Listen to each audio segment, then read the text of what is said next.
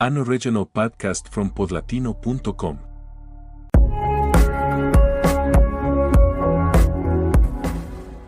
There are voices that make people uncomfortable, not because they are loud, but because they come from somewhere nobody expected. A voice belonging to a young woman, without a title, without a position, without any army behind her, telling popes and kings exactly what they needed to hear and did not want to listen to. That was Catherine of Siena. Not a stained glass figure, not a decorative saint. A flesh and blood woman, born in a 14th century Italian city, who left a mark on the history of the Church that is still, today, difficult to explain without stopping to think about what kind of person she actually was. Caterina Benincasa was born in Siena in 1347. Her father, Giacomo, was a cloth dyer. Her family was large, full of children, of everyday noise, of manual work and ordinary life. Nothing in that background gave any visible sign of what was coming. Siena was then an important city in Tuscany, shaped by internal political tensions, rivalries, and an intense urban life. And the world surrounding that family was a world in deep crisis.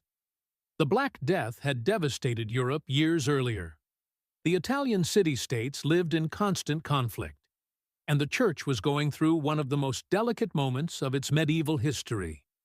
The papacy had been based in Avignon, in southern France, for decades, far from Rome, under a political influence that many people inside and outside the Church considered unacceptable. Catherine grew up in that environment. From a young age, she showed a strong spiritual inclination, an inner seriousness that drew attention. She was not an easygoing child or a teenager who could be talked into things. She had a strong character. Her family tried to guide her life toward marriage, as was expected of a young woman of her time and background. She resisted, not dramatically, but with a firmness that left the people around her unsettled. Her orientation was toward God, toward prayer, toward a life that did not fit the usual patterns. She became affiliated with the Mantelate, laywomen associated with Dominican spirituality. This is important for understanding what her life actually was. Catherine was not a cloistered nun. She did not shut herself away in a convent or disappear from the world. She was a laywoman who chose to live an intense spiritual life in the middle of the city, in direct contact with the sick, with the poor, with the real conflicts of her time. That position gave her a freedom of movement and action that a life inside a convent would not have offered her in the same way. And it was precisely that freedom that ended up shaping her mission. Her prayer life was demanding. She is said to have spent long hours in contemplation, her relationship with God intimate and constant, her interior life generating an energy that those who knew her perceived as something different. There is no need to exaggerate that aspect for it to be significant. What matters is that her spirituality was not an escape from the world. It was, on the contrary, the engine of her engagement with it. The deeper her interior life became, the stronger her impulse outward. That impulse first showed itself in the streets of Siena. Catherine cared for the sick in hospitals, accompanied those living on the margins, showed up in situations most people preferred to ignore. Not as an abstract act of charity, but as a concrete expression of a faith that understood love for God could not be separated from love for real people. That service was not the minor part of her spiritual life. It was its most direct expression. But Catherine did not stay in Siena. Not geographically, and not in terms of how far her voice reached. She started writing letters, many letters, to ordinary people seeking spiritual guidance, to clergy who needed an honest mirror held up to them, to rulers making decisions that affected thousands of people, to cardinals settled comfortably into a power that had lost its direction. to kings who needed someone to tell them the truth without softening it. She wrote with an authority that came from no official position. It came from something harder to explain and harder to ignore. It came from a coherent life, from a conviction that was not trying to please anyone, from a clarity about what was right and what was not. Her letters were not gentle. They were not diplomatic in the sense of saying what the recipient wanted to hear. They were direct, sometimes sharp, always carrying a charity that did not exclude firmness. Catherine could exhort, console, correct, and challenge within the same letter. She could write to a cardinal reminding him of his responsibilities with a frankness that would have seemed scandalous if it had not been accompanied by an evident spiritual depth. There was something in her words that made it impossible for whoever received them to simply set them aside. The situation of the Church at that time called for exactly that kind of voice. The papacy had been in Avignon since 1309. For decades, popes had resided in that city in southern France, under the political influence of the French crown, something many people experienced as a distortion of the Church's mission. Rome, the historic seat of the Bishop of Rome, the seat of Peter, stood empty of that presence. For many faithful and for many theologians and reformers, this was an open wound. The Church needed to return to Rome. It needed to recover an independence that had been slowly dissolved through decades of political comfort. Catherine said so. She wrote it. She repeated it. And she did not say it as a political slogan, but as a spiritual conviction. For her, the Pope was the vicar of Christ, and that responsibility demanded courage, not security. It demanded being in Rome, in the place that was his, even if that meant facing difficulty. Gregory XI received her letters.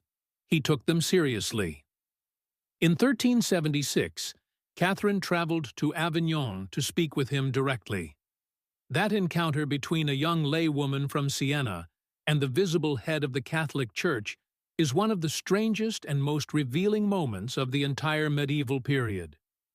There was no structural reason for Gregory XI to listen to Catherine.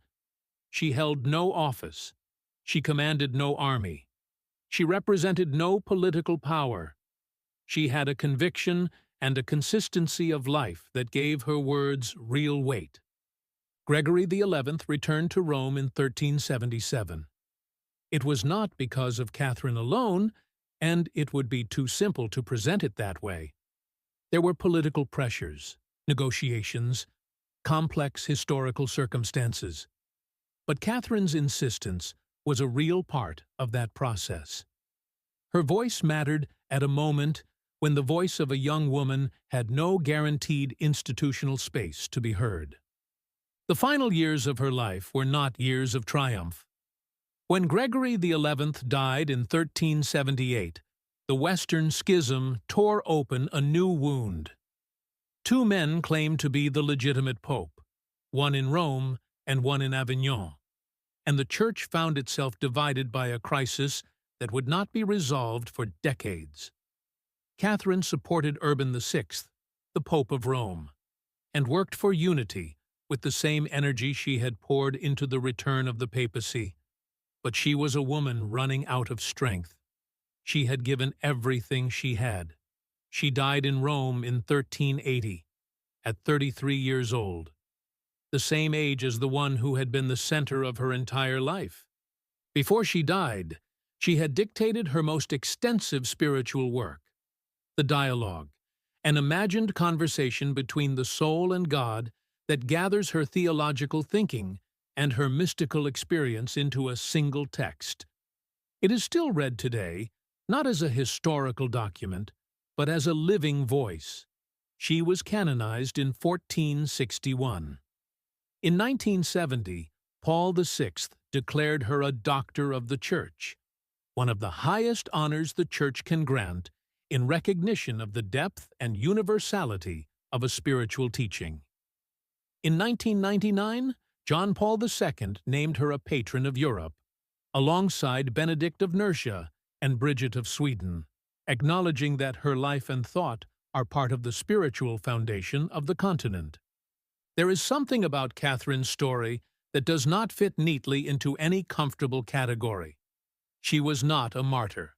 She was not the founder of a religious order. She was not a queen or an abbess. She was a young laywoman from a craftsman's family who decided to take her faith seriously and discovered, through that seriousness, that she had something to say, and that the responsibility of saying it was part of her calling. That tension between her powerless origins and the real force of her word is what keeps her life an active question for anyone who takes seriously the relationship between faith and the world. Staying silent can also be a way of abandoning your mission. That is what Catherine's life shows, more clearly than any abstract argument could. She did not speak because she wanted attention. She spoke because she understood that loving the Church did not mean looking the other way when the Church needed to hear something hard. She did not speak because she had power.